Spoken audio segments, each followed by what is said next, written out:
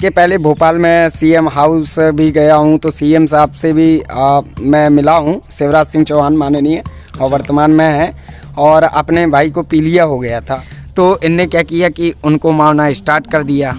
उन्होंने मारना स्टार्ट कर दिया हॉस्टल के अंदर आते ही, तो मैं घबरा गया। मैंने कहा यार किसको मारना स्टार्ट कर? डॉक्टरों को आगे समझाएंगे, और अगर डॉक्टर फिर समझते नहीं हैं, अगर फिर वही एक्टिविटी दिखाते हैं, तो ज़रूरत पड़ने पर एक दो हाथ छोड़ना भी पड़ता है। क्या करेंगे, मजबूरी बन जाती है। क्योंकि महामना के मूल्यों को जो ध्यान नहीं देगा तो फिर मजबूरी पड़ जाएगी, उनको समझाना पड़ेगा। अच्छा, ये कहीं ना कहीं आप अक्सर देखेंगे, जब बिरला छात्रावास एक ऐसा छात्रावास है जो बीएचयू प्रशासन से संभल नहीं पाता है। देखेंगे कैंपस में कट्टे निकल आ रहे हैं। अभी कुछ दिन पहले ही गोलीबारी हुई, मैं किसी व्यक्ति का नाम नहीं लूँगा, किंतु आप खुद देखेंगे, चर्चा हुई होगी, अखबार मीडिया तमाम में निकला होगा कि कैंपस में गोली चलाई। कमेटी बैठी तो मैंने यही बात रखी, मैंने कहा अगर मेरा हाथ में अगर एक पत्थर अगर आपको दिख जाए तो मैं क्या कहलाता यूनिवर्सिटी छोड़ के चला जाऊंगा। अब सब कुछ धीरे धीरे एक प्रकार से ख़त्म होता जा रहा है। मालवीय जी के पहले यहाँ कितने मोर दिखते थे आपको, जो सब बेच दिए, और यहाँ कितने चंदन के पेड़ हुआ करते थे, वो भी सब बेच दिए। तो कहीं ना कहीं इस चीज़ का हमने विरोध भी किया। और क्या ये मोर मतलब कैसे मोर पकड़ करके बेच देते हैं इसको? बिल्कुल, यूनिवर्सिटी में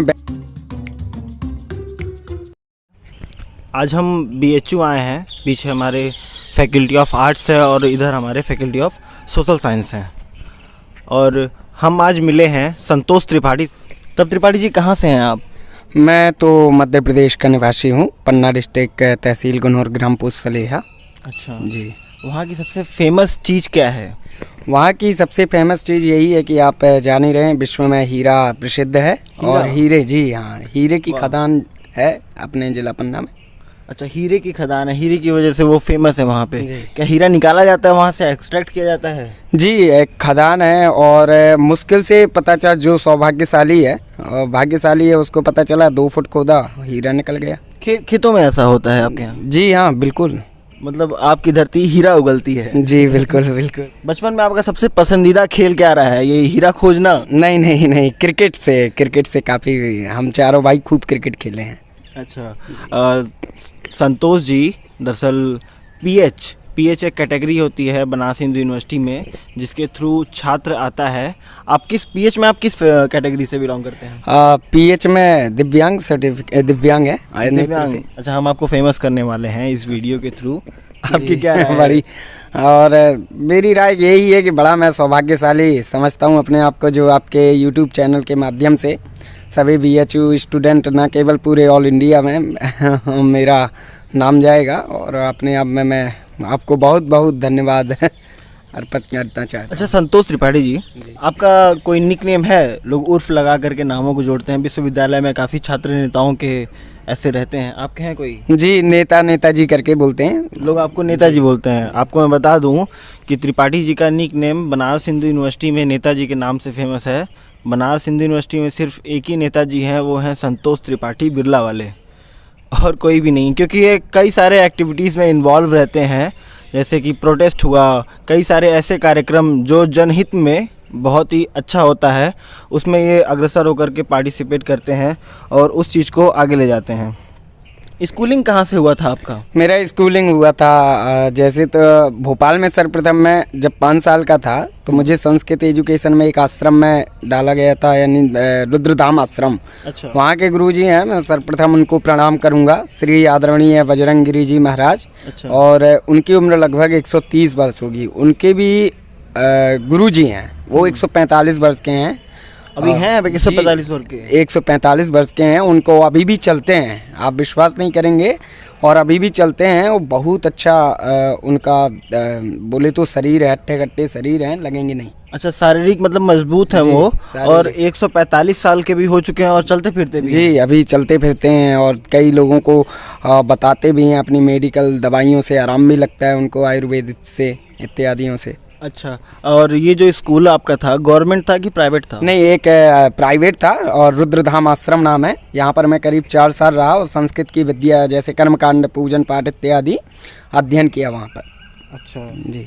तो ये जो स्कूल होते हैं आप लोग जैसे सिंपल हम लोग जिस स्कूल जी, से पढ़े जी, हैं, जी। आपका स्कूल हमको लगता है उससे बहुत ज़्यादा अलग रहा होगा, जी, डिफरेंस अलग। रहा होगा, क्योंकि एक विकलांग या फिर दिव्यांग वाले स्कूल नहीं, में ये आप पढ़े दिव्यांग होंगे। वाला नहीं, नॉर्मल है। गुरुजी से एक लगाव था। हम 3 भाई वहाँ पर पढ़े हैं। राकेश कुमार त्रिपाठी जो मेरे संजले भाई हैं, हाँ। शिव कुमार त्रिपाठी मेरे मझले भाई हैं। वहाँ गुरुकुल का नियम ये था कि 4 बजे से उठना, 4 बजे से उठ करके स्नान करना, उसके बाद आरती में जाना।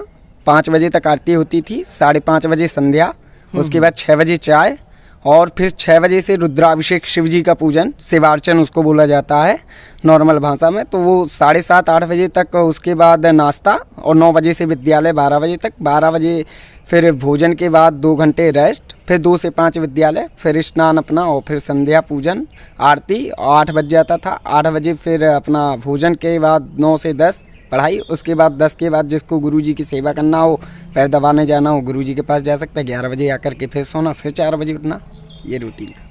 काफ़ी मतलब टाइट रूटीन, शेड्यूल आपका काफ़ी टाइट था उस समय। जी अच्छा, आप बचपन से ही क्रांतिकारी थे कि मतलब अभी आकर के विश्वविद्यालय में क्रांतिकारी? जी, बचपन से ही मैं रहा हूँ और गुरुजी का बहुत बड़ा आशीर्वाद रहा है। कुछ एक अलग बात बताइए जो आपको दूसरों से अलग करती हो। मेरे में ये था कि मैं निडर रहता था, और इसके पहले भोपाल में सीएम हाउस भी गया हूँ, तो सीएम साहब से भी मैं मिला हूँ, शिवराज सिंह चौहान माननीय, और वर्तमान में है। और अपने भाई को पीलिया हो गया था, हेपेटाइटिस सी, बड़े वाले भैया अच्छा, को। बड़े वाले भैया जी, को। तो मैंने सीएम हाउस से, यानी मेरी फैमिली एक्चुअली में विरोध कर रही थी इन चीज़ों का कि राजनीति कर रहे हो, पैसा पास नहीं होगा। यहाँ तक कि मेरे बड़े भैया बोले कि यार तुम मुझे देखने आए हो कि यहाँ पैसा पास कराने आए हो। पैसा तो, पास कैसा पैसा पास? गरीबी रेखा के अंतर्गत जो आते हैं, और वो अगर इलाज कराते हैं तो मुख्यमंत्री होता है, गरीब योजना टाइप का कुछ होता है? जी, योजना है एक आर्थिक सहयोग योजना। तो उसके अंतर्गत जो मरीज होते हैं उनको पैसा दिया जाता है। अच्छा, मरीजों को पैसा दिया जाता है। तो सीएम हाउस से मैंने पैसा पास कराया था उस टाइम, और डायरेक्ट मुलाकात मेरी हुई थी सीएम साहब से। अच्छा, बीएचयू का नाम कब सुना था? मतलब क्या उम्र थी, किस क्लास में थे जब बनारस हिंदू यूनिवर्सिटी का नाम सुना था? मैं बनारस हिंदू यूनिवर्सिटी, फिर मैं आश्रम से अपना यहाँ गया बनारस सीधे, जब मेरी उम्र करीब 9 वर्ष थी। तो मैंने यहाँ पर फिर दशाश्वमेध में शास्त्रार्थ विद्यालय, वहाँ से 10वीं से अपना एडमिशन लिया। अच्छा। और उसके बाद मेरा रूटीन रहता था 4 बजे विश्वनाथ मंदिर जाना। और मैं बहुत इस धन्यवाद दूंगा अनिल पांडे जी, जो अभी जौनपुर सिटी एसपी हैं। उन्होंने मेरे वैदिक मंत्रों का उच्चारण सुना। उन्होंने मेरे लिए एक पास इशू किया कि आप स्पेशली तरीके से विश्वनाथ मंदिर में आ जा सकते हैं, पूजन पाठ करा सकते हैं। तब से मैं वहाँ पर एक पुजारी के तौर पर हो गया। अच्छा, कार्यरत हैं आप, जाते रहते हैं वहाँ पे? जी, मतलब जी, जाते रहते हैं। काफ़ी ज़्यादा खासियत बातें हैं। आप बनारस के बारे में अगर जुड़ेंगे तो बनारस में सबसे पहले जुड़ने के लिए आपको बाबा विश्वनाथ मिलेंगे, क्योंकि उन्हीं से ये नगरी स्टार्ट हुई है। वहाँ पे ये पूजा और ये सब काम कराने जाते हैं, लोगों को श्लोक सुनाते हैं। और क्या क्या करते रहे आप अपने जीवन में, बताइए कुछ। मैं अपने जीवन में हारमोनियम का भी अध्ययन किया, हारमोनियम बजाया मैंने। अच्छा, ये बजाने आता है जी, आपको हारमोनियम? जी। और भी कुछ बजाने आता है आपको? और इसके अलावा और कुछ नहीं आता है, हारमोनियम केवल उसी में रुचि था। पीयूष त्रिवेदी गुरुजी थे, उनके द्वारा ही मैं सीखा था। अच्छा, तो वो जो दशाश्वमेध वाला कार्यक्रम पूरा करने के बाद जी। बीएचयू का नाम कब सुना, एडमिशन के लिए कब सोचा? बीएचयू मेरे बड़े भाई हैं, मैं उनको सर्वप्रथम उनके चरणों में प्रणाम करूंगा इस वीडियो के माध्यम से। उन्होंने ना केवल माता पिता, हर एक चीज़ का उन्होंने मेरा हर एक चीज़ सपना सच किया है। उन्होंने ना केवल वो भी उनकी भी उम्र मेरे 10 साल के थे, मेरे को खाना बनाना सब करते थे। और वो बीएचयू से एसबीडीबी से पढ़े हुए थे, तो उन्होंने मुझसे कहा कि आप बीएचयू में एडमिशन लीजिए, तैयारी कीजिए। अच्छा, वो यहाँ से पढ़े हुए थे इसलिए आपको रिकमेंड किए कि जी, अभी हमें यही वर्तमान से मैं कर रहे हैं। अच्छा, आपको पहले से पता था, बीएचयू में आने के पहले से पता था कि यहाँ पे पीएच के लिए एक अलग फैसिलिटी है, या फिर आने के बाद पता चला? आने के बाद मुझे पता चला। क्या फैसिलिटीज़ मतलब कैसे लगी आपको बीएचयू की फैसिलिटीज़? बीएचयू की फैसिलिटीज़ की अगर बात करें तो मैं कहता हूँ कहीं ना कहीं दिव्यांगों के साथ अन्याय हो रहा है। क्योंकि दिव्यांग बच्चे, ठीक है, मैं आज थोड़ा बहुत देख सकता हूँ, मैं बुक से पढ़ सकता हूँ, चलेगा। पर अन्य बच्चे जो देख नहीं सकते हैं, उनको केवल एक रिकॉर्डिंग का माध्यम है, उनको ब्रेल लिपि उसके पहले सिखाई जाती है। सरकार की कई संस्थाएं हैं जहाँ पर ब्रेल लिपि है, और यहाँ केंद्रीय यूनिवर्सिटी है, यहाँ लाइब्रेरी है, तमाम जगह है। तो मैं समझता हूँ अगर केंद्र सरकार एक लाइब्रेरी ब्रेल लाइब्रेरी अगर इशू करा दे, जैसे कि जेएनयू में है जी, ब्रेल लाइब्रेरी इशू करा दे बीएचयू में, तो कम से कम पीएचडी करने का रास्ता दिव्यांगों के लिए खुल जाएगा। तो दिव्यांग तो कम से कम जैसे जब से यूनिवर्सिटी खुली है तब से मालवीय जी पढ़ाते हुए आए हैं जी क्या 100 साल बीत गए, 105 साल हो गए, जी। क्या लाइब्रेरी की अभी भी आवश्यकता वाइस चांसलर को नहीं लगी? लगी, पर आजकल फंड आ रहा है, फंड सब पता नहीं चल रहा है कहाँ पर। अब आप देखेंगे छात्रावास की सुविधा, पहले तो दूध मिलता था बच्चों को, अब वो भी बंद हो गया। अब सब कुछ धीरे धीरे एक प्रकार से ख़त्म होता जा रहा है। मालवीय जी के पहले यहाँ कितने मोर दिखते थे आपको, जो सब बेच दिए, और यहाँ कितने चंदन के पेड़ हुआ करते थे, वो भी सब बेच दिए। तो कहीं ना कहीं इस चीज़ का हमने विरोध भी किया। और क्या ये मोर मतलब कैसे मोर पकड़ करके बेच देते हैं इसको? बिल्कुल, यूनिवर्सिटी में बेच दिया जाता था। रोहिणा सिंह जी के कार्यकाल में ऐसा कई बार हुआ है और प्रत्यक्ष प्रमाण भी रहा है। अच्छा, उनके कार्यकाल में सुना गया कि चंदन का पेड़ लाखों का चोरी हो गया। जी जी, 4 पेड़ कटे थे, उसके लिए हमने आंदोलन भी किया था सेंटर ऑफिस में, और इतिहास में सबसे बड़ा धरना रहा था 18 दिन तक।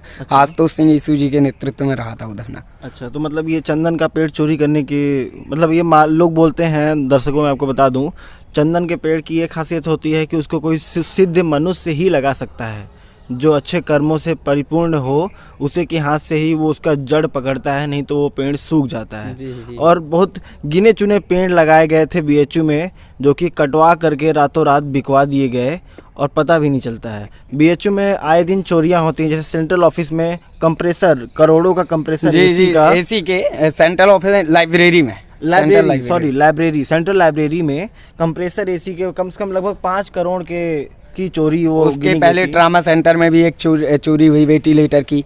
वहाँ पर आपको वेंटिलेटर की चोरी हो गई हॉस्पिटल में से। जी, जब लॉकडाउन था तो उसमें ये बताया गया कि सुरक्षा गार्ड भी था, सीसीटीवी कैमरे थे, और वहाँ पर आए, चुरा करके ले गए, किसी को कोई पता नहीं चला। जानकारी में निकला कि उनका कॉन्टैक्ट नंबर कुछ नहीं, वो सब बेच दिए। अभी संतोष त्रिपाठी जी, ये बताइए कि बीएचयू में जब आपका नेता नगरी का शुरुआत हुआ बीएचयू से, मैं आपको बीएचयू एक नेता नगरी के तौर पे आपको पेश कर रहा हूँ, जी जी, उसके पहले लाइफ में क्या अभाव था, क्या कमी थी जो बीएचयू ने पूरा की? बीएचयू ने एक अनुभव दिया, एक्सपीरियंस दिया कि किस प्रकार से अपने अधिकारों के लिए लड़ना पड़ेगा आपको, और किस प्रकार से अपने अधिकारों को मांगना पड़ेगा। हाँ। और आप इस वक्त देख रहे हैं कि पूरे भारतवर्ष में कोरोना जैसी वैश्विक महामारी से हम लोग लड़े, तो अब लगभग सब कुछ धीरे धीरे खुल रहा है। दारू के ठेके खुल रहे हैं, सिनेमा घर खुल रहे हैं, राजनीति, पॉलिटिक्स, रैलियाँ हो रही हैं, तमाम इस प्रकार की गतिविधियाँ हो रही हैं हमारे पूरे भारतवर्ष। किंतु आप ये चीज़ गौर करेंगे कि पठन पाठन को लेकर के कोई किसी प्रकार की सरकार, केंद्र सरकार द्वारा कोई गतिविधियां नहीं हो रही हैं। कह रहे हैं हम चरणबद्ध तरीके से खोलेंगे। चरणबद्ध तरीका क्या होता है? ये चरणबद्ध तरीका, चरणबद्ध तरीका यही कि क्रमशः बोले तो पीएचडी वालों को इलाट करेंगे, फिर एमए फाइनल, बीए फाइनल, फिर उसके बाद ऐसे मतलब इंग्लिश में बोले तो स्टेप बाय स्टेप खोलेंगे, स्टेप बाय स्टेप। हाँ। एक बात बताइए, दिन की बात हम लोग करेंगे जी। मैंने एक लाइन कई जगह बाथरूम में चिपकी हुई पोस्टर्स या फिर कई सारे ऐसी चीज़ें जिसमें मैंने देखा है बीएचयू वीसी हिंदी विरोधी। जी, आपने ऐसा कहीं देखा है लाइन? नहीं। हाँ, मैं देखा हूँ, सुना एक हिंदी डिपार्टमेंट का कुछ निकला था जिसमें हुआ कि हिंदी का जो वैकेंसीज हो रही हैं, जो यहाँ पे रिसर्च और यहाँ पे असिस्टेंट प्रोफेसर लिए जा रहे हैं, यूं ही नियुक्त कर दिए जा रहे हैं, और हिंदी के लिए कुछ नहीं सोचा जा रहा है। वाइस चांसलर क्या हिंदी सब्जेक्ट के लिए कुछ आगे नहीं सोच रहे हैं? बिल्कुल, हिंदी हमारे अगर आर्ट्स फैकल्टी में देखेंगे तो हिंदी डिपार्टमेंट का इतना अस्तित्व गिर गया है कि आप कहेंगे कि हिंदी विभाग एक ऐसा है जो सबसे लापरवाह डिपार्टमेंट है, इसलिए शायद कोई ध्यान नहीं देंगे। एक और बात से मैं आपको अवगत कराना चाहूँगा, सबसे बड़ी बात कि बीएचयू कोटा के अंतर्गत पीएचए कैंडिडेट को 4% आरक्षण है असिस्टेंट प्रोफेसर के लिए। पर आप कहीं भी किसी भी विभाग में जाइए, मुझे आप बता दीजिए कि पीएच कोटा के कितने प्रोफेसर बने हुए हैं, मैं यूनिवर्सिटी छोड़ दूंगा। कहाँ धांधली, कितना धांधली हो रहा है आप देख लीजिए स्वयं ही। अच्छा, ये सब बातें चल रही हैं। इन्होंने जिस प्रोटेस्ट की बातें की कि आधे घंटे हम डिपार्टमेंट बंद करके प्रोटेस्ट किए थे, और सोमवार को नोटिफिकेशन आया है कि सोमवार से हिंदी की क्लासेस चलेंगी जी। तो उस प्रोटेस्ट में ये हुआ था कि लोग गेट बंद कर दिए और उसमें कुछ आशंका ये भी जताया जा रहा था कि प्रोफेसर अंदर ही हैं और बाहर से ताला मार दिया गया जी है। जी जी ऐसा कुछ? जी हम लोग अंदर से प्रोफेसर अंदर रहे, हमने ताला बंदी करके विरोध किया था। अच्छा, बीएचयू एंट्रेंस एग्ज़ाम का लेवल कैसा है? बीएचयू एंट्रेंस एग्ज़ाम का लेवल अच्छा है काफ़ी खुद, पर पिछले साल का जो एंट्रेंस हुआ उसमें मेरे को कहीं ना कहीं उस पर ऐसा लगा कि एंट्रेंस एग्ज़ाम का जो सिलेबस है और जो क्वेश्चंस पेपर हैं उनको आउट किए गए हैं, ऐसे मुझे कई बच्चे प्रूफ के तौर पर बताए हैं। अब बीएचयू एंट्रेंस एग्ज़ाम के पेपर्स आउट कर दिए जा रहे हैं, मतलब मैं तो आपको अभी ये पूछने वाला था, दर्शकों में से अभी ये पूछने वाला था कि आपके बाद वाला आने वाला बैच कैसा है, उसका लेवल कैसा है, लेकिन यहाँ पे तो कुछ और ही चीज़ें हैं। अच्छा, ये जो लेवल कैसा है, आउट हो रहा है पेपर, नहीं हो रहा है, ये तो चीज़ें अब भगवान जाने और बीएचयू जाने जी। हर चीज़ों में धांधली चल रही हैं, इसमें भी होने लगेगी, अब क्या ही किया जाएगा जी। अच्छा, ये जो लेवल कैसा है, जो आप थर्ड ईयर में हैं, आपसे पीछे जो सेकेंड ईयर में होगा और फर्स्ट ईयर में होगा, किस तरीके के छात्र आ रहे हैं बीएचयू में? बीएचयू में छात्र इस समय आ रहे हैं, सबसे बड़ी बात ये है कि पॉलिटिक्स से रिलेटेड भी कुछ बच्चे निकल जा रहे हैं जिनको पॉलिटिक्स करने में मज़ा। अब जब थर्ड ईयर में जाता है बच्चा, हाँ, तब उसको अपने लाइफ का कुछ पता चलता है कि हाँ हमको पढ़ना चाहिए। पहले तो उसको काफ़ी टाइम लगेगा, सीरियसनेस आती है थर्ड ईयर में। बिल्कुल अभी जोश में आएगा बच्चा, यहाँ का एक्टिविटी देखेगा, क्योंकि कि तमाम बच्चे हैं, कहीं धरना करेंगे, कहीं मारपीट होगा, कहीं हो, तो उनको अच्छा लगेगा देखने में। पर जब धीरे धीरे समझ में आएगा और जब माहौल में ढल जाएगा तो अपना पठन पाठन में थर्ड ईयर में ध्यान देने लगता है बच्चा। जब बीएचयू के माहौल में ढलने के लिए मतलब कितना समय लगता है? आप यहाँ बीएचयू में आए, मिनिमम 2 साल। मिनिमम 2 साल ढलने में लगता है पूरा एकदम? बिल्कुल, पूरा आप एक्टिविटी 2 साल के अंदर ही समझ पाएंगे। 2 साल के अंदर जी। मतलब मैं अगर आया यहाँ पे और मैं यहाँ पे लोगों से घुलना मिलना चाहा जी, तो हमें सबको जानने उनने में 2 साल लग जाएंगे, हर चीज़ों को जानने में? बिल्कुल लग जाए, क्योंकि यहाँ की एक्टिविटी ऐसी है कि पता चला जूनियरों को चढ़ा दिए, जाकर के मार कर लिए, उनके ऊपर केस हुए, ये हुए, तमाम प्रकार की चीज़ें। तो यानी सीनियर कौन अच्छा है, कौन बुरा है, कौन हमारे लिए अच्छा मार्गदर्शन बन सकता है और कौन हमको सही रास्ते में ले जा सकता है। जूनियर को तो ये लगता है कि हमारे सीनियर हैं, हमको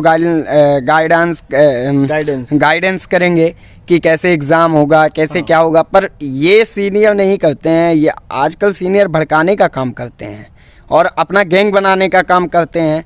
तो ये चीज़ें समझने में 2 साल बिल्कुल लग जाएगा। 2 साल बिल्कुल लग जाएगा। मतलब एक जूनियर जो बिगड़ चुका होता है उसके पीछे एक सीनियर का हाथ होता है, बिल्कुल, उसको सारी चीज़ें समझा करके बिगाड़ने में। बिल्कुल। तो कैसा चला आपका कैंपस लाइफ? बीएचयू कैसा लगा पहले दिन से? ऐसा मतलब एक ऐसा एक्सपीरियंस बताइए। मुझसे काफ़ी एलुमनाई लोग जो मिलते हैं जी जी बीएचयू के, जिनसे मैं बातें करता हूँ, जी उनसे मैं ये प्रश्न रखता हूँ कि जिस दिन आप पहले दिन बीएचयू गेट के अंदर कदम रखे, जी, आपको कैसा महसूस हुआ? मुझे वास्तव में बता बहुत अच्छा महसूस हुआ और मैं बीएचयू की तारीफ किस हद तक करूं मैं बता नहीं सकता हूं। फिर भी इतना कहूंगा कि यहाँ का शुद्ध वातावरण, यहाँ का पठन पाठन का माहौल मुझे बहुत अच्छा लगा और मेरे सीनियर बहुत अच्छे रहे। और यहाँ तक कि कहूँ लाइब्रेरी की सुविधा और सब कुछ बहुत अच्छा है। फ़िलहाल में खाने पीने का यहाँ का विशेषकर पानी भी बहुत अच्छा है। यहाँ कई आप जाएंगे यूनिवर्सिटियों में पानी ख़राब मिलेगा, फिर बीएचयू का पानी बहुत अच्छा है, बहुत साफ स्वच्छ है और बहुत अच्छा है। सब तमाम बहुत अच्छा है। कैंपस में सुबह सुबह घूमना, पक्षियों की आवाज़ सुनना तो लगता है कि जैसे अपना घर ही हो, हम अपने घर हैं। काफ़ी फ्रेश चीज़ें यहाँ पर मिलती हैं जो जी। कि हमको अपने गांव में भी देखने के लिए नहीं मिलती हैं। अच्छा, आपके साथ कभी क्या ऐसा हुआ है? बीएचयू तो बहुत बड़ा है, 1600 एकड़ में है जी लगभग। जी। तो आपके साथ ऐसा हुआ है कि आप यहाँ पे रास्ता भूल गए हों? नहीं, आज तक ऐसा कभी नहीं हुआ जब मेरे आप साथ। शुरू में आए थे? नहीं, कभी नहीं हुआ मेरे साथ ऐसा। आप क्या मतलब क्लियरली देख लेते हैं चीज़ों जी को जी, ठीक से? मैं क्लियर देख लेता हूँ, क्रिकेट खेलता हूँ, नॉर्मलों के साथ क्रिकेट खेलता हूँ। जैसे मैं ये प्रश्न इसलिए पूछा जी त्रिपाठी जी आपसे जी कि मैं जब आया था यहाँ पे जी तो मुझे सारे चौराहे एक समान लगते थे। जी जी। लगता था कि मैं हाँ हैं ऐसे बिल्कुल। कई लोग भटक भी जाते हैं, हम लोग रास्ते में चलते हैं तो पूछते हैं भैया सेंट्रल ऑफिस कहाँ है, ये तमाम सेंट्रल लाइब्रेरी कहाँ है। अच्छा, ऐसे पूछ के तो मैं भी कई जगह सीखा हूँ और आगे गया हूँ। जी जी। दोस्त कैसे मिलते हैं आपको? कैसे मिले हैं दोस्त यहाँ पे? मुझे दोस्त मेरे जो थर्ड ईयर के बैच थे, बहुत अच्छा बैच था और मैं शुक्रिया अदा करूँगा आशुतोष सिंह ईसू का। जब भी मैं भटका आशुतोष भैया ने मेरे साथ खड़े होकर के मेरा साथ दिया। मेरा एक बार निष्कासन लेटर भी रोहिना सिंह ने मुझे थमा दिया था। निष्कासन लेटर? जी। ऐसा क्यों? ऐसा इसलिए कि मैं तमाम छात्र हितों के लिए लड़ाई लड़ता रहता था, धरने में शामिल रहा, तो उन्होंने मुझे कहा कि क्या कहलाता आप पत्थरबाजी करते हुए पाए गए। तो जब कमेटी बैठी तो मैंने यही बात रखी, मैंने कहा अगर मेरा हाथ में अगर एक पत्थर अगर आपको दिख जाए तो मैं क्या कहलाता यूनिवर्सिटी छोड़ के चला जाऊंगा। बीएचयू कमेटी के पास कोई जवाब नहीं था, उनको मजबूरन में वो खारिज करना पड़ा। तो और भी कोई मित्र आपके रहे यहाँ पे? जी, समीर सिंह रहे हैं, रितेश प्रताप सिंह रहे हैं। अच्छा जी, जो काफ़ी अच्छा मार्गदर्शन मेरे लिए किए हैं। मतलब काफ़ी योगदान रहा है। जी जी। दोस्त क्या रोल निभाते हैं लाइफ में? दोस्त मेरे लिए काफ़ी अच्छा, काफ़ी हद तक खड़े रहे। मैं एक दिन लंका एक को ब्लड देने गया था और लंका गेट पर मैं बेहोश हो गया था। तब मैंने अपने प्रिय भाई को, बैचमेट गिरीश सिंह को फ़ोन किया, तो गिरीश सिंह तुरंत गए, उनके साथ तमाम केडी लोग थे, राज सिंह थे, तो ये सब गए, मुझे एडमिट कराए और जब तक मेरे हो नहीं तो बहुत अच्छा रूल है। मतलब ब्लड निकालने से आप बेहोश हो गए थे कि ब्लड की कमी से बेहोश हो गए? नहीं, ब्लड मैंने निकाला। एक्चुअली में क्या हुआ कि ब्लड निकाला और पहली बार मैंने ब्लड दिया था, क्रिकेट खेलने चला गया। उसी दरमियान मैं अपने राजनीतिक कुछ कामकाज के लिए कचहरी गया था बिना खाए पिए। अच्छा, बिना खाए पिए? जी, तो मुझे पता नहीं था कि ब्लड निकालने के बाद आराम करना चाहिए। तो उससे हमें ये शिक्षा मिलती है कि ब्लड डोनेशन के बाद एक तगड़ी डाइट लेनी चाहिए। जी जी। कि शरीर एकदम फुल चरचरा आ जाए। जी बिल्कुल बिल्कुल। अच्छा, हॉस्टल फैसिलिटीज़ क्या है? हॉस्टल कौन सा रूम मिला है आपको बिरला में? हॉस्टल मेरा रूम 142 है, 142 रूम नंबर है। 142 रूम नंबर है। जी। क्या फैसिलिटीज़ हैं हॉस्टल में आपके? हॉस्टल में मेरे अभी पहले तो लाइब्रेरी खुला नहीं था। हमारे बैच में आए जब मैं सेकेंड ईयर में था, तब हम लोग वार्डन से विरोध किए, किसी प्रकार से लाइब्रेरी खुलवाए। अच्छा, लाइब्रेरी बिरला में लाइब्रेरी आप लोगों ने खुलवाया? जी, लाइब्रेरी खुल गया जिसमें अब बच्चे अपना पठन पाठन कर रहे हैं आराम से, और करीब 1000 बुक हो चुकी है। और 1000 बुक कलेक्शन कर चुके हैं? जी, हम लोग कलेक्शन कर चुके हैं और आराम से पठन पाठन रहता है, कोई दिक्कत नहीं। और मेसेज भी चलता है, कैंटीन भी चलती है, बहुत अच्छी फैसिलिटी है।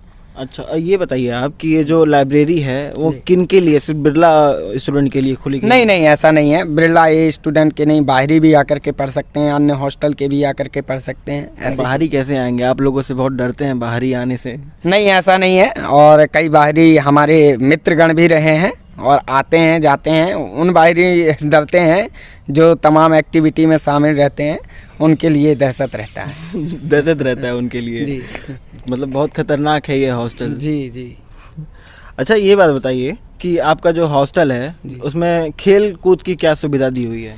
खेल कूद की तो फिलहाल में कुछ नहीं। और सामने पहले बैडमिंटन नहीं था, तो उसको जो हमें बीसी कॉपरी से व्यक्तिगत मिला जब मैं सेकेंड ईयर में था। हाँ। छात्रों ने वार्डन से कई बार, यानी 10 बार Vikram Singh warden admin warden थे, तो विक्रम सिंह ने साफ तौर से मना कर दिया कि हमको डिपार्टमेंट दे नहीं रहा है, खेल डिपार्टमेंट, जो कि बीसी कॉपरी इंचार्ज थे उनके। तब खेल डिपार्टमेंट नहीं दे रहा है कि आप यहाँ पे एक कोर्ट लगा करके बैडमिंटन खेल सकें? हाँ, वो कह रहे हैं हमारे पास है, अवेलेबल ही नहीं है। अच्छा संतोष जी, एक बात बताइए कि कितना पैसा लगता होगा एक छोटा सा कोर्ट खोलने में, बताइए।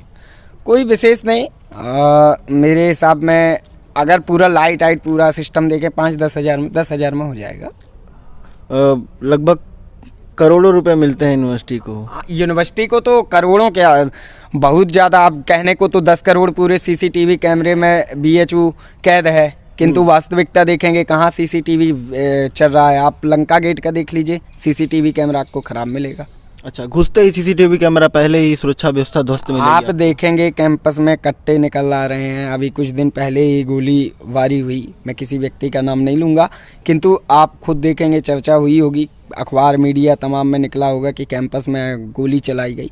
तो गौरव बग्गा भैया भी हमारी इसी का शिकार हुए, हमको अभी भी अफसोस होता है। अच्छा, जो पिछले साल गौरव सिंह बग्गा हत्याकांड हुआ था, जी जी, वो आपके बिरला चौराहे पे ही हुआ जी, था? बिरला चौराहे पर उनके बगल में मैं बैठा हुआ था और उनके बगल में आशुतोष सिंह ईसू बैठे हुए थे। अच्छा, वहाँ पे आप भी उस समय मौजूद थे। अच्छा, यूनिवर्सिटी में ये जो आजकल क्राइम बढ़ रहे हैं जी, लोग कहीं भी गोली बंदूक निकाल ले रहे हैं मारने के लिए आपस में एक दूसरे को, जी, ये किस हद तक उचित है या फिर किस हद तक मतलब इसको लिया जाए? प्रशासन को एक आई कार्ड इशू करना चाहिए, जहाँ तक मेरा वो है। अब आपका स्वयं का सुरक्षा तंत्र है, इतने सारे गार्ड हैं, तो आपको एक टेम्परेरी आई कार्ड इशू करना चाहिए। जो VT है, सबसे बड़ा हमारा समस्या हो जाता है कि VT के माध्यम से कई आते हैं बाहरी असामाजिक VT और हॉस्पिटल के माध्यम जी, VT हॉस्पिटल के माध्यम से, जिसके थ्रू आकर के अपना राजनीतिक पॉलिटिक्स और पैसा उठाना, ये तमाम बाहरी असामाजिक तत्व वर्ग के लोग करते हैं और फिर वार्डन को धमकाते हैं और फिर छात्रावास में अवैध तौर से रह जाते हैं। ये कहीं ना कहीं प्रशासन का बहुत बड़ी कमी है, इसको रोक लगानी चाहिए। इसको रोक लगानी चाहिए। इससे पढ़ाई का माहौल क्या होता है, बिगड़ता है या? पठन पाठन का बिल्कुल माहौल बिगड़ता है और इसमें निर्दोष छात्र, सबसे बड़ी बात मैं ये कहना चाहूँगा कि निर्दोष छात्र फंस जाते हैं। इसलिए कहना चाहूँगा कि जूनियरों को आना है, जूनियर समझेंगे और इस वीडियो के माध्यम से तो कहीं ना कहीं जूनियर इन्वॉल्व होता है और वो फंस जाते हैं। सीधे साधे बच्चे, उनको FIR लेनी पड़ जाती है। अच्छा, ये जो ID कार्ड बनवाने की आप मांग कर रहे थे, बात कर रहे आई कार्ड की मैं इसलिए बात कर रहा था कि आई कार्ड चेकिंग होगा तो उसमें ये पता चलेगा कि कौन BHU का लीगल छात्र है, कौन इलीगल छात्र है, तो उनको एंट्री देनी चाहिए। बाकियों को आई कार्ड तो बना हुआ है ना, एक पासबुक टाइप का? जी, पासबुक बना हुआ है, पर पासबुक में बात ये है कि वो 3 साल तक वैलिड है, पर उसको रिन्यूअल भी कराना होता है। तो 6-6 महीने में रिन्यूअल कराना, कोई नहीं करा पाया तो बहस तो यही करेगा, अरे सर आज हम कराने जा रहे हैं, तो क्या मजबूरी हो जाएगी उनकी छोड़ना।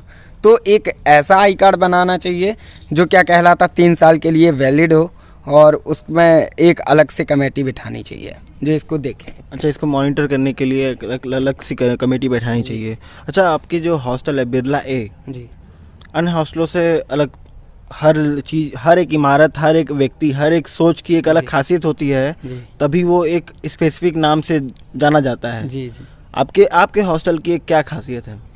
हमारे हॉस्टल की ये खासियत है कि सबसे पहली बात, हॉस्पिटल में आज जो मरीजों को सुविधाएं मिल रही हैं उसका कहीं ना कहीं एक केंद्र बिंदु है बिरला A। बिरला A का हॉस्पिटल में इतना दहशत है कि दलाली इत्यादि, नहीं तो ये वास्तविक में बताएं यहाँ पर मरीजों का सही से इलाज ही नहीं हो पाता अगर बिरला A छात्रावास नहीं रहता। वह छात्रावास बदनाम है, पर छात्रावास बदनाम किया गया है। वास्तविकता ये है कि छात्रावास जो है अन्याय के खिलाफ आवाज़ उठाता है। अच्छा, जो यहाँ पे अन्याय के खिलाफ आवाज़ उठाएगा उसको बदनाम जंजर में ढकेल दिया जाएगा। वास्तविकता ये है। तो मतलब आप लोग क्या करते हैं ऐसा डॉक्टरों के साथ कि डॉक्टर मतलब मैनेज हो जाते हैं? डॉक्टरों को आगे समझाएंगे और अगर डॉक्टर फिर समझते नहीं हैं, अगर फिर वही एक्टिविटी दिखाते हैं तो ज़रूरत पड़ने पर 1-2 हाथ छोड़ना भी पड़ता है। क्या करेंगे, मजबूरी बन जाती है, क्योंकि महामना के मूल्यों को जो ध्यान नहीं देगा तो फिर मजबूरी पड़ जाएगी, उनको समझाना पड़ेगा। अच्छा, मतलब महामना के मूल्यों को समझाने का कई तरीका आप लोगों के पास है? जी जी।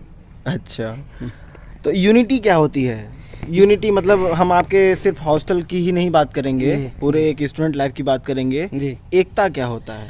एकता का क्रम ये होता है कि छात्र अपने ऑटोमेटिक समय, अब जैसे मैं हूँ, अब मेरा नाम पहले संतोष था, अब मुझे नेता कह के बुलाते हैं सभी छात्र। अच्छा, तो उसका कहीं ना कहीं कारण है कि मैं छात्र हितों के लिए लड़ाई करता हूँ और कई BHU के अधिकारी सब कांटेक्ट के हैं, आला अधिकारी, तो अधिकारी भी सम्मान करते हैं, वो जानते हैं कि सही एक्टिविटी में है, तो कहीं ना कहीं इसलिए स्टूडेंट ऑटोमेटिक मुझसे जुड़ते हैं। अच्छा, जुड़ते हैं। अब मतलब BHU एक क्या प्लेटफॉर्म देता है छात्रों को? BHU प्लेटफॉर्म काफ़ी अच्छा देता है और मैं कहूँगा कि कई बिरला A से राजनेता भी निकल के गए हैं, जैसे ओम प्रकाश सिंह जी, माननीय ओम प्रकाश सिंह जी राजभर, पूर्व सांसद गाजीपुर विधानसभा के, मनोज तिवारी जी गए हैं और कई IAS IPS ऑफिसर भी गए हैं। मनोज सिन्हा भी जी यहीं से गए। इन लोगों की एक लॉबी हुआ करती थी और काफ़ी इन लोगों के बारे में सुना है और बहुत एक्टिविटी इन लोगों ने की और काफ़ी अच्छा लगता है। और सबसे एक मैं आपको बताऊंगा, अब वहाँ एक बिरला A में देखे होंगे जड़तंत्र एक वृक्ष है। जड़तंत्र? हाँ, सामने बिरला A के जस्ट सामने ग्राउंड में देखे होंगे। वो 70 साल पुराना हो चुका है, सन 1947 में लगा हुआ था। 1947? आज भी हम जब भी गणतंत्र दिवस आता वहाँ का साफ सफाई करते हैं और वहीं आराम से अपना तिरंगा लहराते हैं। अच्छा, बड़ा अच्छा लगता है। काफ़ी मतलब ये आज़ादी के समय का वो पेड़ है जी, याद दिलाता है अपने तमाम शहीद।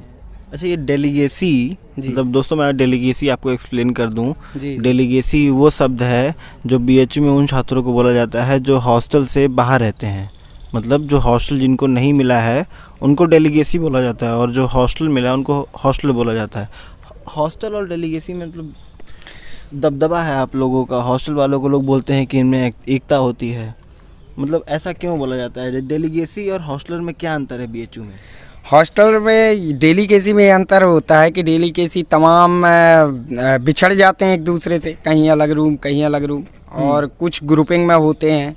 क्योंकि इसलिए होते हैं कि कुछ डेलीकेसी लोगों का हॉस्टलर के छात्रों से संपर्क होता है, और हॉस्टलर में ये है कि छात्रों के साथ जैसे किसी का बर्थडे आ गया तो एक साथ सेलिब्रेट करना, फिर उसको पार्टी में कन्वर्ट कर देना, तो कहीं ना कहीं ये छात्रों में एकता एक प्रेम बढ़ जाता है। तो लेकिन डेलीगेसी वाले बोलते हैं कि हॉस्टल ज़्यादा बाहुबली होते हैं। हाँ, बिल्कुल इस चीज़ का तो मैं समर्थन करूँगा। हॉस्टल इसलिए बाहुबली होता है, एक साथ जिसके साथ 24 घंटे आप रहेंगे और जिसके साथ खाएंगे पिएंगे उठेंगे बैठेंगे, और उसको कोई समस्या होगी तो निश्चय एक दूसरे के लिए दौड़ेंगे। अच्छा, बीएचयू मतलब पूरे बीएचयू में आपका क्या रुतबा है? मैं अगर किसी को बताना चाहूँ कि संतोष त्रिपाठी का बीएचयू में क्या रुतबा है, तो संतोष त्रिपाठी क्या बताएंगे? मैं तो आम छात्र हूँ और समाज सेवा करता हूँ, और मैं तो यही कहता हूँ कि किसी को कोई दिक्कत हो, जहाँ भी बीएचयू में अन्याय हो रहा हो, आइए एक साथ हम लोग सब लड़ाई करते हैं। कोई डेलीकेसी नहीं, कोई हॉस्टलर नहीं, और मेरे डेलीकेसी भी भाई हैं। अगर उनके साथ अन्याय हो रहा है तो मैं उनका भी भरपूर समर्थन देता हूँ, और आइए मिलकर के लड़ाई लड़ा जाए। यहाँ पे जब आप लोग पढ़ा करते थे जी, तो जब क्लास चलती थी, प्रोफेसर जब क्लास लेते थे, तो आप लोग अपने फ़ोन से रिकॉर्ड करते थे? क्या डिवाइस लेके घूमते हैं आप लोग, छोटा सा एक? हाँ, वो डिवाइस है, उसको मिनी फ़ोन कहते हैं। Mini phone? जी, तो उसके माध्यम से जो है क्या कहलाता है, रिकॉर्ड करते थे और सुनते थे। अच्छा, ओबी एग्ज़ाम कैसा लगा? ओपन बुक एग्ज़ाम पहली बार दिया आपने लाइफ में? ओपन बुक एग्ज़ाम बहुत अच्छा लगा कहीं ना कहीं, और पर एक कहेंगे कि उतना तो मज़ा नहीं आया, क्योंकि ओपन बुक एग्ज़ाम में बुक से ही देखना है। पर कई बच्चे इसका समर्थन भी किए, पर मैं तो इसका विरोध करता हूँ। मैं विरोध क्यों करते हैं आप ओपन बुक एग्ज़ाम का? इसलिए कि जो अपने ज्ञान के नॉलेज से जो लिखा हुआ रहता है, क्योंकि IAS IPS जो एग्ज़ाम आप देंगे तो वहाँ तो बुक रहेगा नहीं, तो बच्चे कैसे सीखेंगे? वो ओपन बुक एग्ज़ाम से आप एक प्रकार से डिग्री दे रहे हैं, और बच्चे को उच्च शिक्षा, जो हमारे प्रधानमंत्री जी कह रहे हैं कि हमारे भारत की उच्च शिक्षा स्तर को बढ़ाना है, तो इस चीज़ का हनन हो रहा है। बिल्कुल। अच्छा, लॉकडाउन में जी, बीएचयू ने कोई खोज खबर ली कि हमारे छात्र कैसे हैं, क्या कर रहे हैं, पढ़ाई लिखाई कर रहे हैं कि नहीं कर रहे हैं? नहीं, ऐसा कुछ नहीं किया। कुछ भी नहीं किया? नहीं, कोई दायित्व निभाया कि नहीं बीएचयू ने अपने लॉकडाउन में? नहीं, कोई दायित्व नहीं निभाया। यहाँ तक कि दिव्यांगों को सब्सिडी भी मिलनी चाहिए थी, तो अक्टूबर के महीने में किसी समय मिलता है? जी, अक्टूबर से बीएचयू अपने आप में 2 अक्टूबर महात्मा गांधी जयंती के अवसर पर मिलता है। जी, उस दिन से जो है 2 अक्टूबर से बोले तो अप्रैल तक भोजन की सब्सिडी मिलती है बच्चों को। तो वो पैसा जो है बीएचयू प्रशासन ने अभी तक बच्चों को नहीं दिया, और बीएचयू प्रशासन से बात भी की है तो कह रहे हैं हमको फंड नहीं मिला है, हम नहीं दे सकते। अच्छा, ये बीएचयू ने बोला था कि 22 तारीख को, जी, मैं नहीं बोल रहा हूँ, ये बीएचयू बोल रही है कि अपने नोटिफिकेशन में जो वो एक लंबा चौड़ा इतना बड़ा नोटिफिकेशन निकालती है, उसमें लिखी थी कि हॉस्टल में सैनिटाइजेशन प्रोग्राम करके, पूरा एकदम सैनिटाइज करके फिर हॉस्टल को खोला जाएगा। जी, क्या ये सैनिटाइजर ऐसे पूरा करवाया गया सैनिटाइजेशन? नहीं, ऐसा कुछ बिरला में नहीं कराया गया। और भी किसी अन्य हॉस्टल में जिसमें आप सुने हो कि ऐसा कराया गया हो? हाँ, रुइया में सुने हैं कि रूम धुलवाया गया है, सैनिटाइज कराया गया है, रुइया संस्कृत वाला।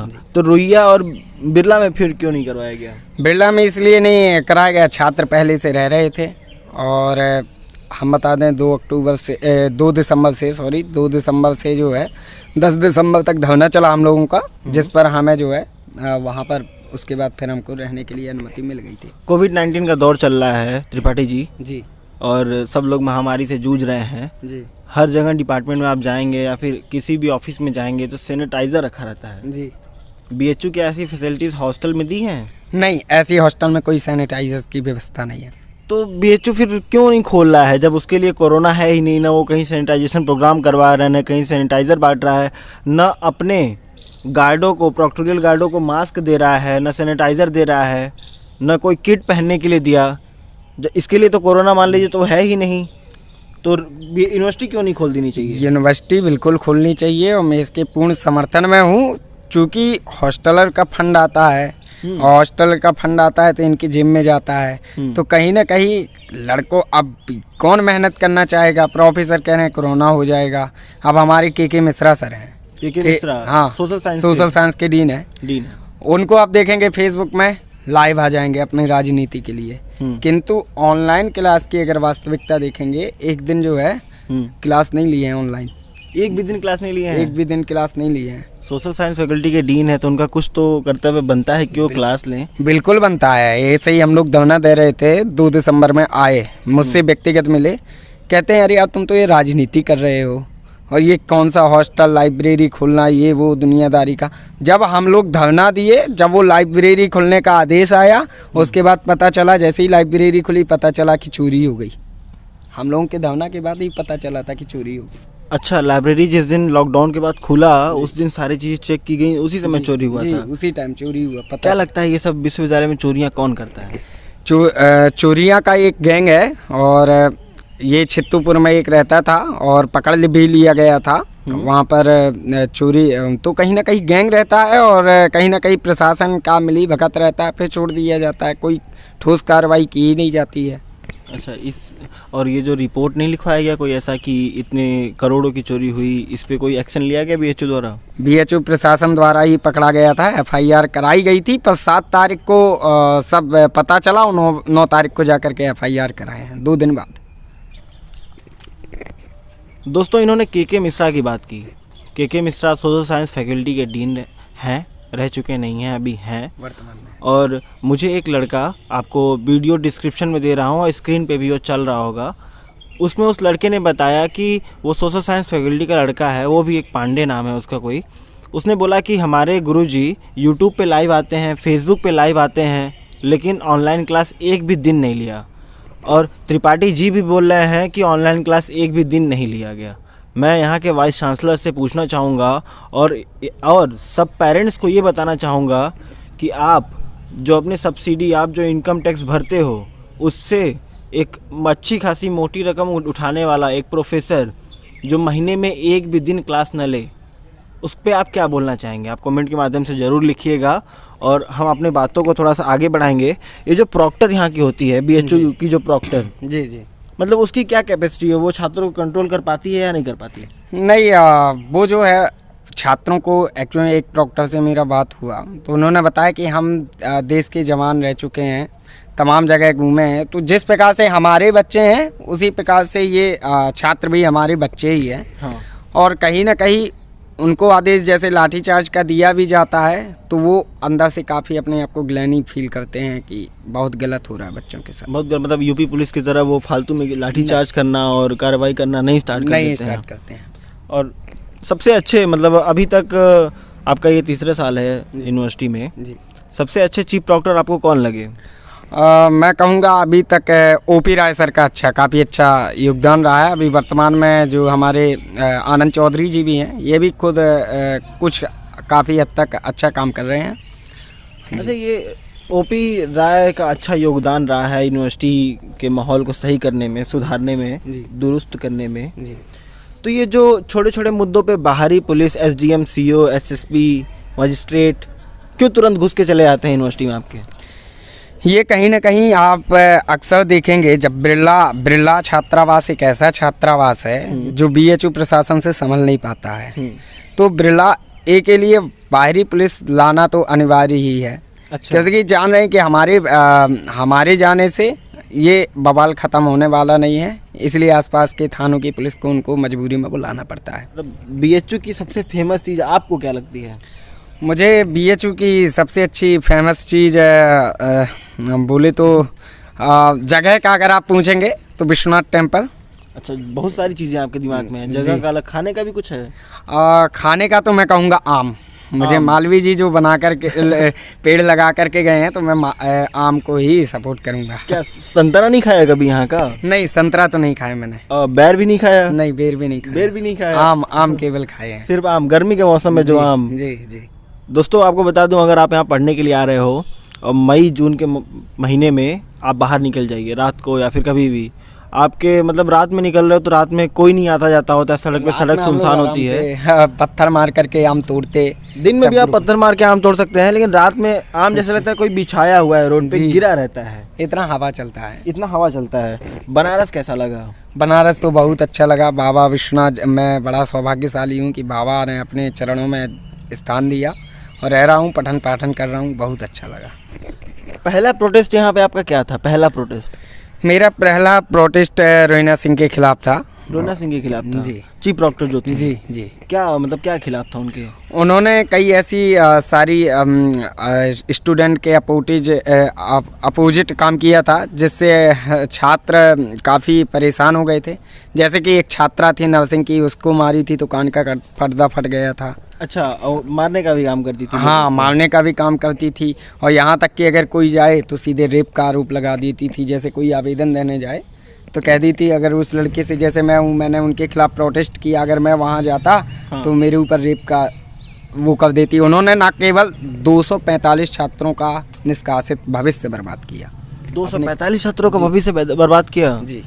मतलब उनके ऑफिस में अगर आप ऐसे ही चले गए जी तो आप पे वो शायद रेप केस भी लगा सकती थी। लगा सकती हैं। बिल्कुल लगाई भी है। आशुतोष सिंह ईसू के ऊपर, आशुतोष त्रिपाठी के ऊपर, इनके ऊपर पहले से।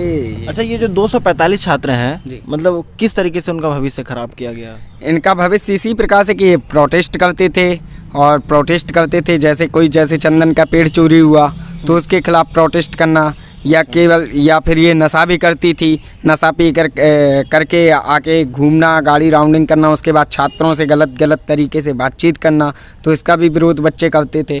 तो कहीं ना कहीं इन्हीं सब चीज़ों में, एक्टिविटी में जब छात्र आगे आए तो उन्होंने देखा कि ये हमारे खिलाफ कर रहा है, तो उन्होंने बहाने करके और भविष्य बर्बाद कर दिया। अच्छा मैडम, एकदम मतलब बच्चों की तरह डूड बिहेव करती थी? डूड? जी। अरे यहाँ तक कि उनके प्रॉक्टर को अपनी नहीं छोड़ी, ट्रामा सेंटर में एक प्रॉक्टर को थप्पड़ मार दी थी। कितनी शर्म की बात। प्रॉक्टोरियल, दोस्तों अभी त्रिपाठी जी ने भी हमको बताया, और अब मैं भी आपको बता दूं कि जो प्रॉक्टोरियल गार्ड यहाँ पे होते हैं वो बस नाम के गार्ड होते हैं। उनका जो पीछे का टाइटल होता है बहुत ही हैवी होता है। वो इंडियन आर्मी के एक्स जवान होते हैं, पूर्व जवान होते हैं, जो कि वहाँ से रिटायरमेंट लेकर के वो यहाँ पे आते हैं। जी। उनका जो लर्निंग प्लेटफॉर्म होता है वो हमसे, मतलब आप अगर बात करोगे उनसे तो बोलेंगे, अरे बेटा कई जगह सर्विस की हैं, किस किस जगहों पे रहे हैं।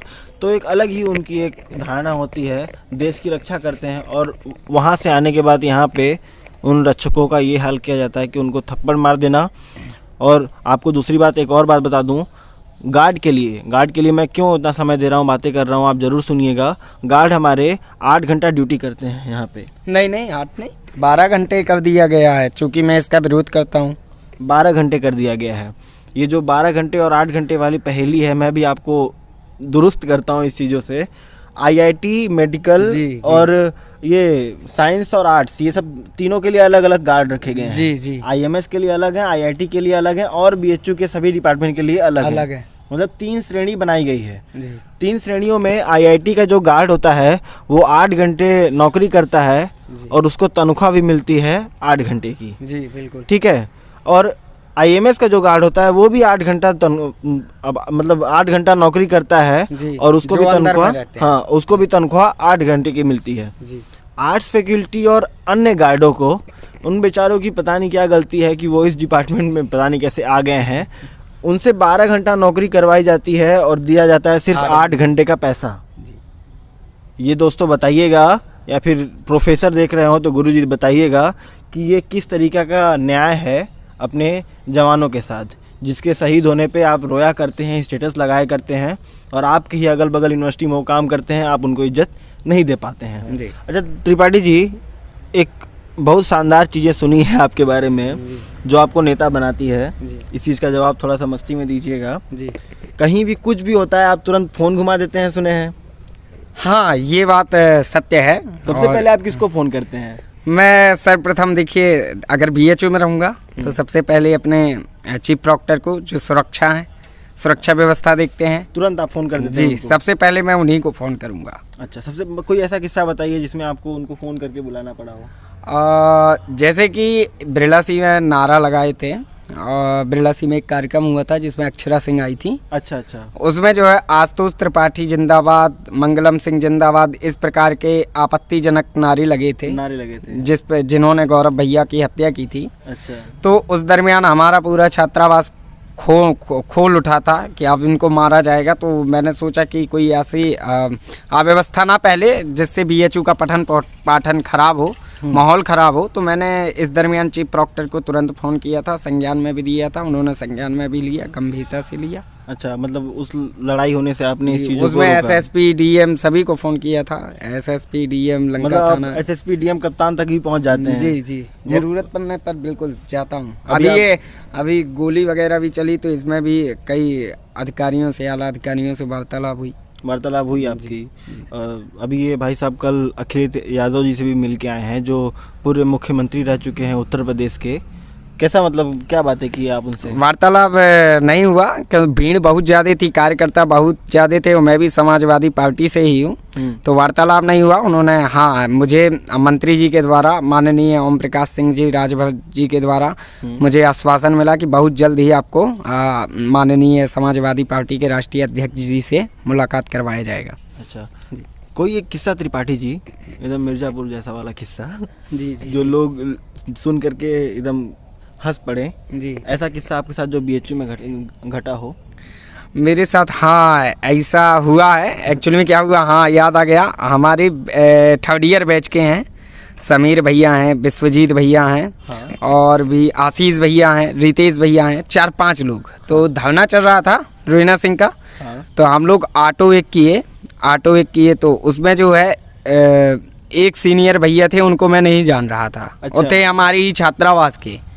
तो इनने क्या किया कि उनको मारना स्टार्ट कर दिया। उन्होंने मारना स्टार्ट कर दिया हॉस्टल के अंदर आते ही।